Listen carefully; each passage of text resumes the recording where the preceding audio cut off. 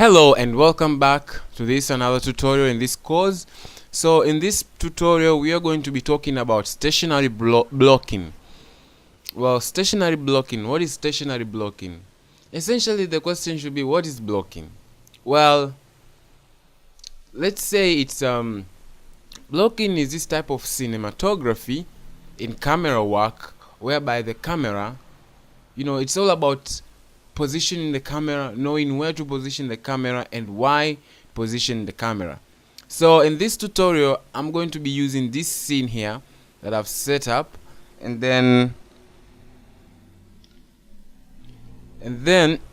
I'm going to show you different types of blocking, things you should know. By the way, throughout this course I've used a certain psychology that is called 80-20 rule. 80-20 rule means that in anything that you do, in everything that you do, 80% of your results come from 20% of your effort. Now I could teach you the whole blocking thing, everything you needed to know about blocking, but that will be giving you a lot of extra useless material, because at the end of the day excuse me, at the end of the day you only need to know 20%, and that is the 20% that you're going to use. And that is why everything I've kept in this course is actually very important. I mean, you should try your best not to ignore most of the stuff here. Most of the stuff that I've kept here are the most important stuff, that once you carry those stuff, you can be able to attain a certain level of mastery. Okay, so with that being said, so we have here a scene. I've set up 4 cameras. This is actually the basic. I should scale this camera so that you can see it. This is a basic setup, basic dialogue setup.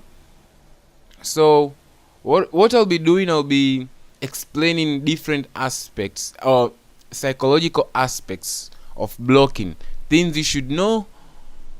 Yeah, and most of the stuff I've actually explained in the episode, or let's say the tutorial about lenses. So in case you haven't watched it, it's very important that you go and watch that tutorial, because you'll be able to understand better in this one. So with that being said, so I'm going to show you the most important things in stationary blocking, or let's say in blocking in particular, that you should carry in your heart. So here they are. The first thing you should know, in blocking we have different types of shots, but the names of the shots are not exact in their meaning. When I say are not exact in their meaning, I mean, for example, if this kind of shot, let's select this character. Let's just deal with him. Just his face.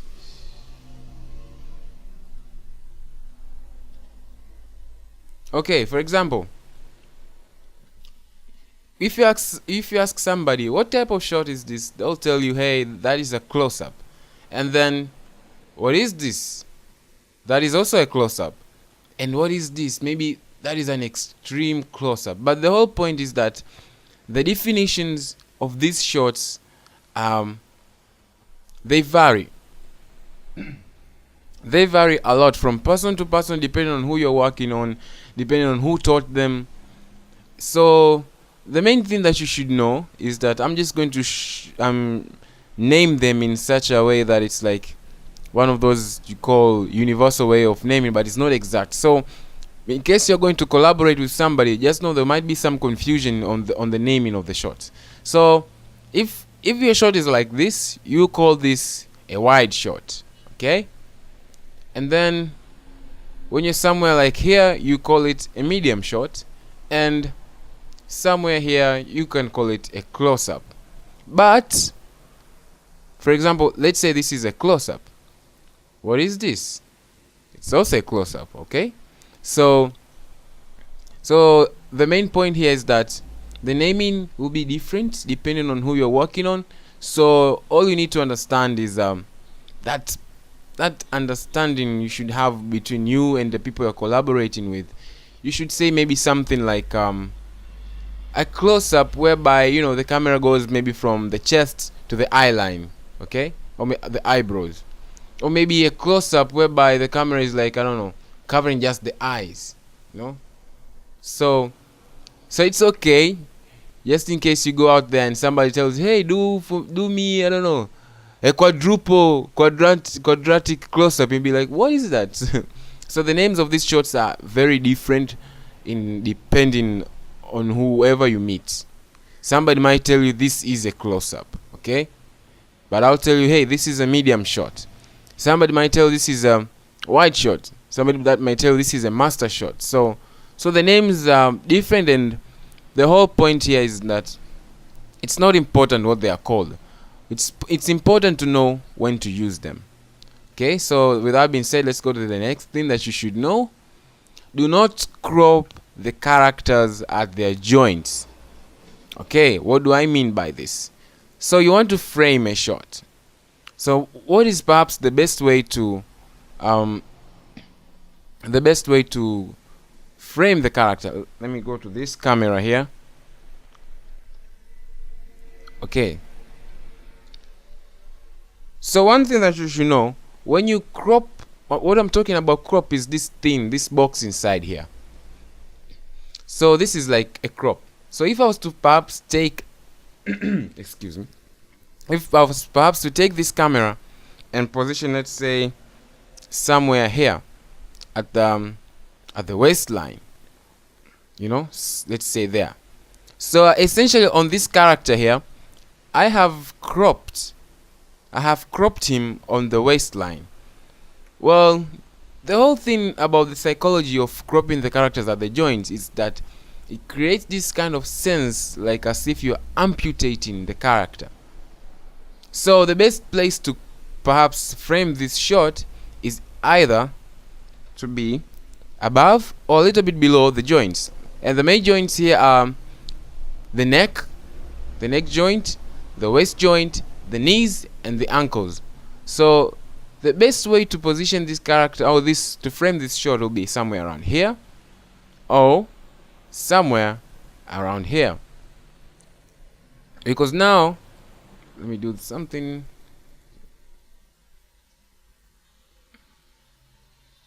Now what is happening is that I don't psychologically get that feeling that this character is being amputated.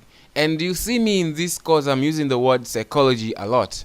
Why? Because most of the stuff that we do here is actually psychological. Like, have you ever watched something and then it didn't feel right, but you just did not know what it is that made it to not feel right? Well, it's the whole psychology of it.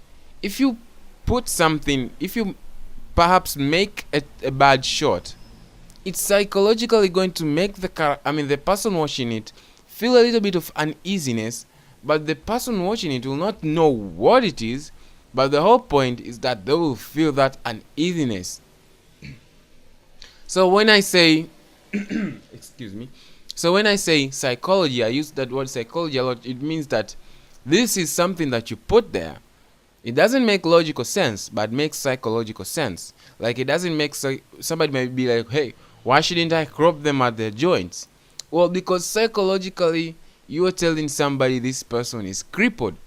It feels like you're amputating the character. So another place where you shouldn't crop, like I've said, is at the knees. So I'm going to frame this again. For example, I was to go maybe somewhere around here. So here this is not a good camera to use. Let me try a different camera, the one behind.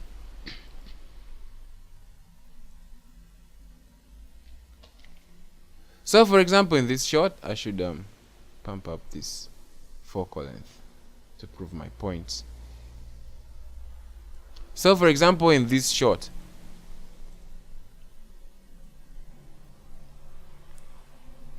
if I was to position it somewhere around here at the knees, you might not notice this, but psychologically I have amputated that character's knee. So the best practice that you should learn And I this was very confusing for me at first, and I was like, I've tried many times to break this rule, trying to put it on the knees, but once I render the animation, it just doesn't feel right. And the reason why it doesn't feel right is because I am amputating the character, or maybe amputating the character. Is that the right word to use? But the whole point is I am causing uneasiness. And another place where you shouldn't do it is the ankles. There they are. So if I was to perhaps show this shot, let me do this. It needs to make sense, so I need to bring back their faces. Let's say somewhere around there. So this shot will make sense if I show everything. Like now I'm talking about the ankles there around the leg or the foot. So this shot wouldn't make sense if I was to frame it like this. It just wouldn't make psychological sense. It will feel like I am amputating this character. But it will make a lot of sense if I did it something like this, or maybe something like this. Okay? I hope that point has been understood. So let me go to the next point. Have a balanced headspace. So what is headspace? Headspace, and when I said have a balanced headspace, I'm not just talking about headspace. Let me show what headspace is. Headspace is that space around the character's head whereby it's left let me just show you what it is. For example, in this character, look at their heads. This space between their heads and the frame of the camera, that is what you call headspace. So this headspace and this space between the feet and the frame, the bottom frame. So I should have a balanced headspace. What do I mean? It will make sense to position a camera maybe somewhere like this. But if I was to go like all the way up and leave a lot of space above, this shot will not make sense because I'm having all this space here that actually doesn't make sense why it's there. So when I say leave a balanced headspace, I'm talking about this gap that you have here above should be balanced. When I say balanced, I mean the amount of, let's just call this empty area. The amount of empty area above the frame and below the frame should be the same. So, or let's say equal or balanced. So it will make sense if I was to reduce that headspace from above and put it somewhere around here, so that that empty area is shared between the up frame, the upper part of the frame and the lower part of the frame. So this will make sense. So when I say have a balanced headspace, I'm talking about this. So like I said, it also wouldn't make sense if I was to go all the way down, somewhere like this. This shot doesn't make sense unless I was to use it artistically. But the whole point, this shot doesn't make sense. Let me give you an extreme example.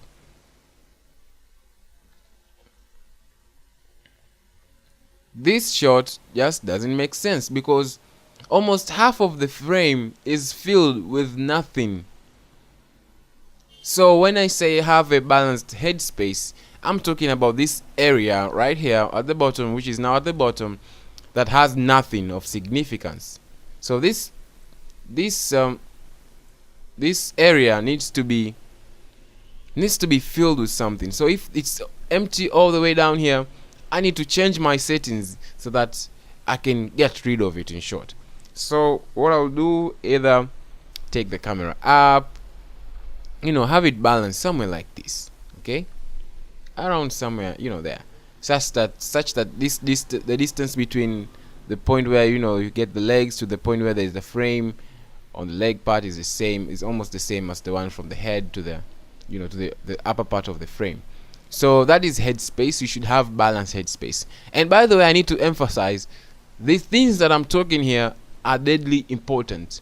Like I told you, I'm following the 80-20 rule, meaning that whatever I'm teaching you here is important and very important. So you should be taking note of these things, and maybe perhaps next time you want to frame your shot, you should be having these notes. And another one, let's go. when cutting between shots should be different enough to avoid jump cuts. So this, let's say I want to, let's say, like, for example, here I have two cameras positioned, right? And the way we usually do it, is like maybe you record all these 4 videos and then you go into editing and cut between shots and yeah. Now, if these shots of these two cameras are the same, for example, let's use the camera which I already have here. Let's say the first shot was like this, and then I positioned my second camera, let's say, a little bit to the left, somewhere like that. In editing, it will cause this thing that is called a jump cut. Things will just not match. So the shots needs to be different from each other, very different.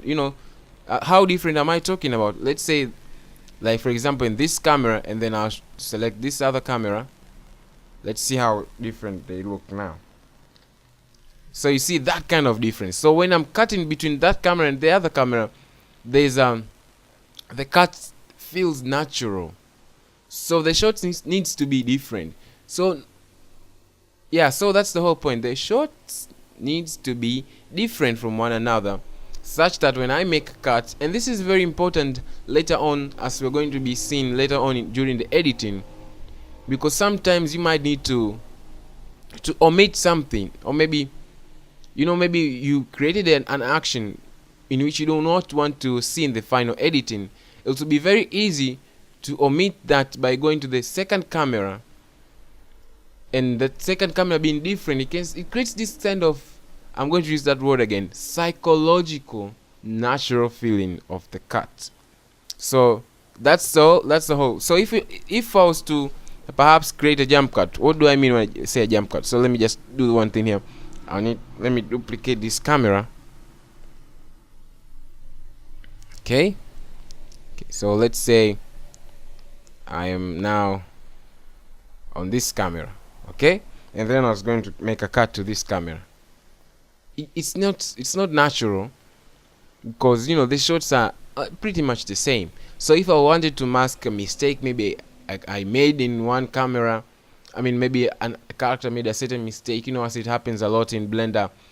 You when you animate your character, maybe the hand goes and inside through the body. That is something that happens a lot. When I say through the body, I'm talking about this. Let's say you make this kind of mistake. The arm goes all the way back.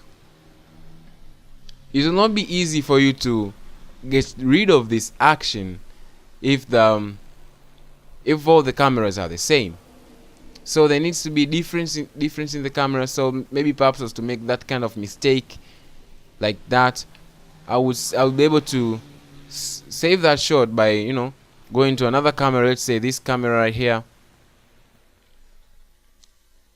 Yes, you can see this camera, and maybe make it such that mistake over here is not visible. So that's the whole point. You need to have your cameras at different angles so that when you make shots, you don't get those jump cuts. Okay, so another point, the closeness of the character to the camera signifies our emotional connection to the character. And I could say that if you are perhaps going to drop some of the stuff here, you shouldn't leave this behind. Why? Here's a nice way to put it. When you start out at the beginning of your animation, let me use this as another example. You should understand that the camera is actually a representation of our eyes in the scene. Okay, so when you start at the beginning of the story, if we were to start with something like this, like a close-up, I'm going to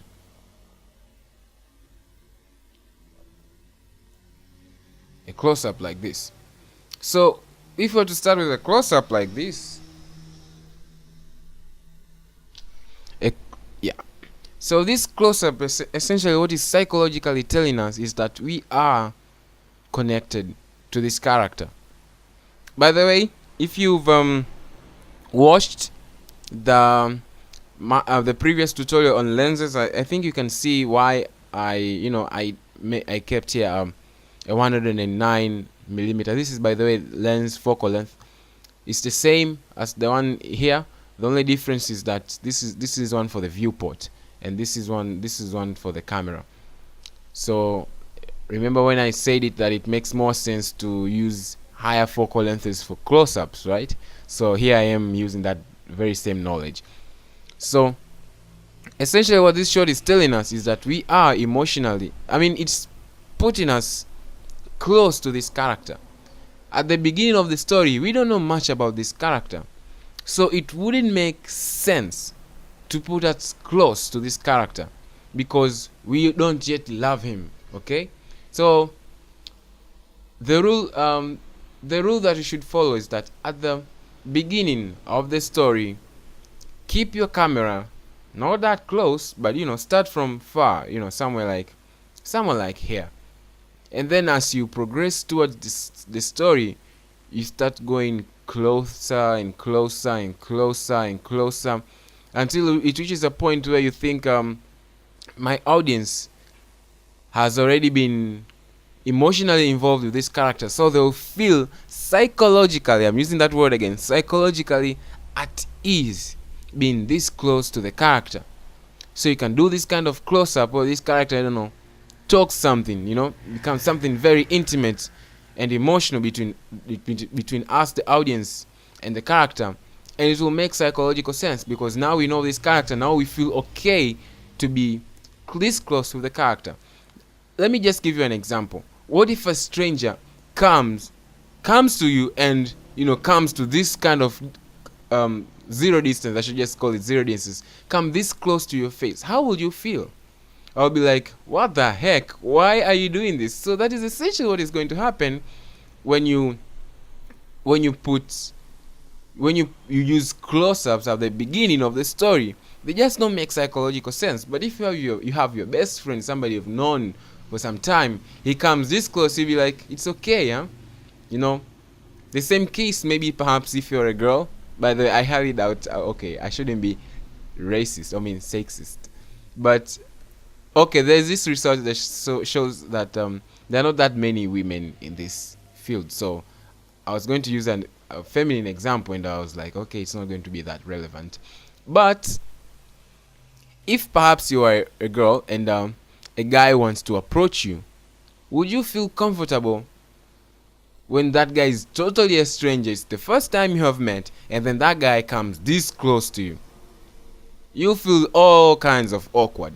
And that is the same thing that happens in film. So film is all about psychology, and that psychology thing actually applies even here. But if this was a character we have seen him go through a lot, we're starting to like the character, it will make sense. We will be psychologically accepting for this character to be this close to us because we already know the character. So it will be like, yeah, it's okay, he can come this close, so we can see him cry. Maybe this is one of those emotional shots. Okay, so it will make sense psychologically to use this. So the closeness of the character signifies our emotional connection to the character. So yeah, so another thing to use in this psychology thing is that when you perhaps want to put an emotional close-up, maybe perhaps this character is crying, if you, for example, let's say we are in between the story, somewhere, I don't know, 50% of the whole film, and the character is crying. If you want us to feel more for the character, feel more for the pain of the character, it will make much more sense if you'll be this close to the character. Because if the character was to cry right now, we'll just feel more emotionally connected to the character because we feel like we're up close, how would you feel? Let's say your best friend is crying and he's like, I don't know, all the way up. He'll be like, yeah, what's up with that guy? You will know if the crying is serious, or. But if you're to go all the way up close to the character, or let's say your best friend, and you see him crying or her crying, you start to get this another emotional point of view. You start to feel like, like you're in it. So that's the whole psychology of thing. So the closeness of the camera to the character signifies emotional connection. So you want somebody to be highly emotionally connected, put them as close as possible, but not at the beginning of the story. You want somebody to be not emotionally connected, you can put them all the way up. So another thing that I've noticed, this perhaps in the beginning of the years, people when used to produce animations for Blender, is that the camera was always just far away. So there was never that emotional connection. And in the next tutorial, we're going to be doing, like, let's say, a film study, where I'm going to show you how this technique is used. Okay, so yeah, so that's essentially it. Let's go to the next point. Distance to the eye line signifies our emotional connection to the character. So what is the eye line? Eye line, essentially, look at these characters we have over here. Okay, so assume there's a line, and I think we shouldn't assume. I think we should just put it there. Let me just put it there. Mesh cube. Oh, am I in the right mode?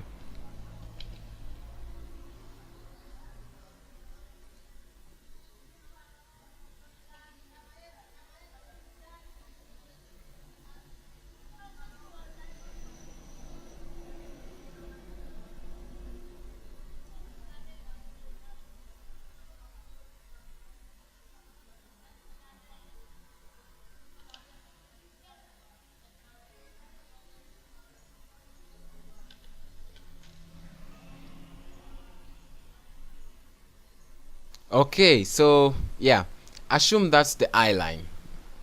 I should get rid of this. It's making me feel uncomfortable.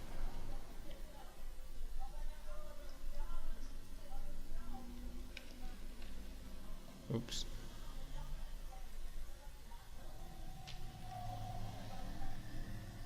Okay, so assume this little cube that I've kept here is the eye line, which is the eye line.